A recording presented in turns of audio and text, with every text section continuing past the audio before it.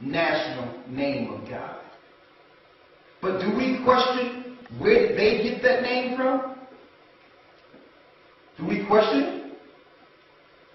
How it becomes the Jewish national name of God? Like when they became a nation, they exalted this God from over Israel. Now we were in slavery. We had no idea what they were doing. We were still trying to make it over here, build civil rights or what have you. We were still in a slave mentality. The majority of us didn't know anything. And when we did get the name, we received it from them. And I'm going to show you that. But that is the Jewish national name of God. Now I need you to hold that up and let them pan in so they can see that. Look, I'll move it up with you.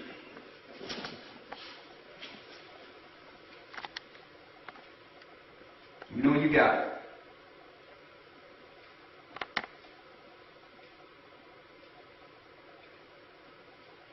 You got it? Okay.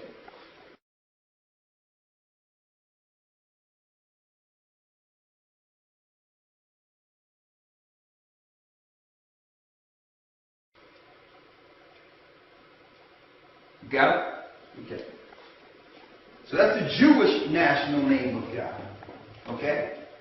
Now they said that they needed to make the Tetragrammaton and this name, they went into it so that they could just get the pronunciations right. Well, let's break down the name. The first part of the name, let me move this over a little bit, is Yah.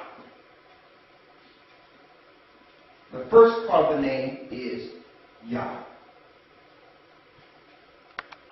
Right? That's 3050 or 3050 in your Strongs. Can you get Yah out of there?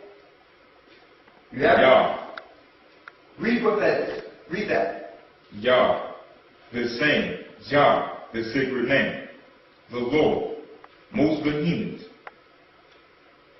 So, it's just telling you that Yah or Jah in 3050 is a sacred name.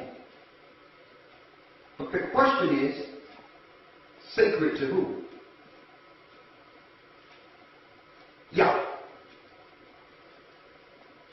It's not denoting good or evil. It's just saying sacred. Now we're going to get the second part of the Jewish national name of God. It's Ahayah or Ahayah. Okay? Because the V's and W's are interchangeable. Alright? As the Y's and the J's are interchangeable. Okay?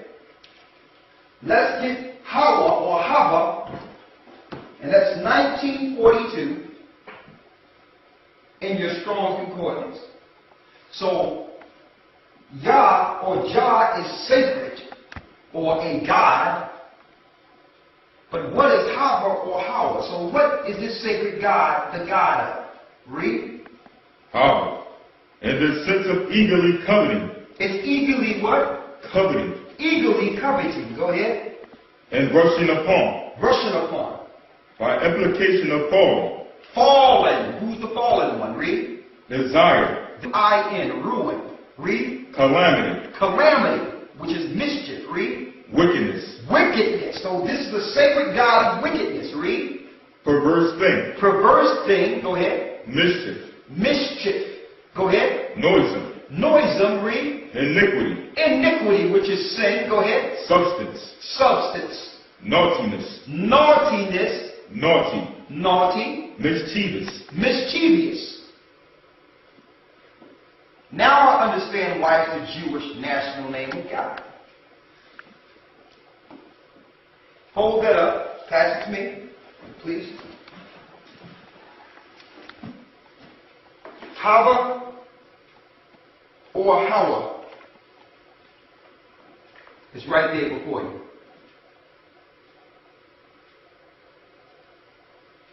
The God or sacred God of wickedness. which is the same as Jehovah in the English. You got that? Now, first off, we're going to come back into this in a second. First off, we should not take anything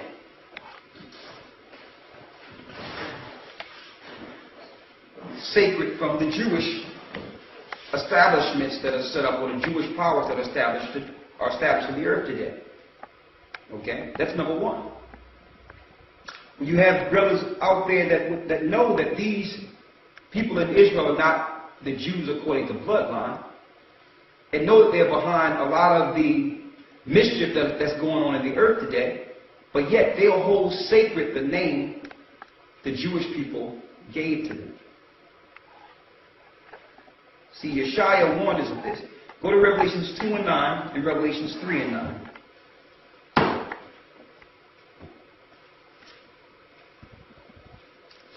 Revelations 2 and 9 and Revelations 3 and 9.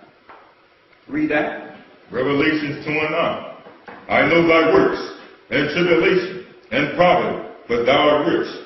And I know the blasphemy of them which say they are Jews, and are not. The Lord says, Christ says, the blasphemy of them which say they are Jews, and are not. But are who? But are the synagogue of Satan. But are the synagogue of Satan. So who name would they exalt? It's common sense. So Christ gave us clues on who not to listen to. The people that's claiming to be Jews and are not. But are the synagogue of Satan. Who worship in synagogues? So if the Most High's name is dreadful among the heathen, and his people have been scattered throughout the four corners of the earth, and they have had hundreds of years with your records in your Hebrew, don't you think that they would have time with their military force and their monetary power to switch the names before you've awakened?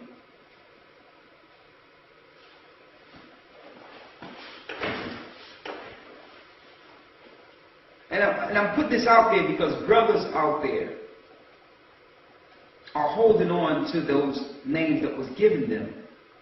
And you are attributing your spirituality to the name. When it's who you are, it's what's in you make you Israel. Okay? And sometimes in respect for your teachers, you just repeat what your teachers said. But the Most High was with you the whole time, before you had the name. We're just letting you know that you have to research beyond what was given. There's more. Yahweh and Jehovah are interchangeable. Okay? So, what they did, in the early 1500s, William Tinsdale, you may have heard of him, he's prominent in Christian theology. William Tinsdale gave us the first Bible with the name Jehovah in it. Okay? His name is William Tinsdale. Right? There's a few things I'm going to show you. Stick with me. Some pictures that I printed out of the name Jehovah. I have a lot of literature here, excuse me. I'm missing one thing. I got it right here. I think I have it. Here it is right here. Let me put this down this way. Put that there. Here is an excerpt of the original Bible. Okay? When they injected the name Jehovah. That means the Masoretes had so much power and might. They were able to influence the Catholic Church to do what they did in the Hebrew. Okay? And as you can see, the KJV the original one had Jehovah in red in the Old Testament. It's an excerpt from the original Bible where it shows Jehovah in red in different places. Okay? So there was an agreement in the church so that when our people start calling on the Most High, that we would call on Jehovah in the English. So the agreement is not only on the Judaism side, it's also on the Christianity side. You're going to find they're one in the same. They are one in the same. Okay? You got that? All right. Now, getting back to the Judaism part of things, it says this hand, this is something you would find in the Kabbalah under Judaism. Aleister Crowley, which was a known sorcerer, dealt with all this here, which was sorcery in Kabbalism, linked directly to the YHWH. Okay? And as you can see, this is an ancient Judaism.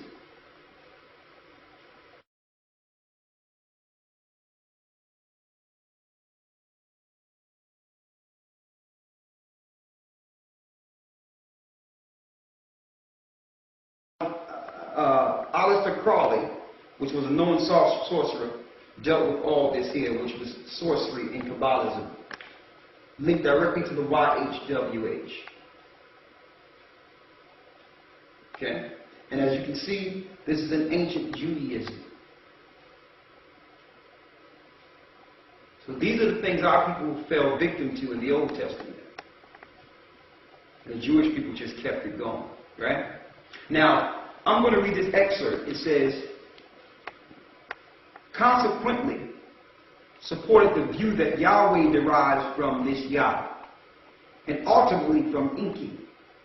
It is also not gone unnoticed that the Egyptian word for moon was Yah, and the Semitic moon god was Sin, after which scholars believe Sinai and the surrounding wilderness of Sin were named. So that's where you get your Yah from. Came from Egypt. What people came out of Egypt? Israelites. Our people were enslaved, were afflicted 400 years in Egypt. So of course, we bring their gods out with us. So if you see information with Yah on it, understand that our people understood or learned the Egyptian gods when they were under the Egyptian gods' rule. Now, and you can get this off of Wikipedia, because in Egyptology it's called Law. And I'm going to read it. The Egyptian transliterated La, or Yah, or Jah. Now they threw this in our scriptures too, in Psalms. Don't forget what it said in Jeremiah 8:8. The pen of the scribes, they open up our records, and the pen of the scribes are in vain. La, or Yah, or Jah, was the word for moon. See that? Was the word for moon. You got that? And here it is in hieroglyphics. Okay. It says, and this is from the Egyptian Book of the Dead. The Egyptian Book of the Dead, chapter 2. The chapter of coming forth by day and of living after death reads, saith Osiris, Ani held, only one shining from Yah, the moon. Hell only one shining from Yah, the moon. Grant that this Osiris Ani may come forth among the multitudes which are round about thee. Let him be established as a dweller from the shining ones. We know the shining ones are who? The angels. And let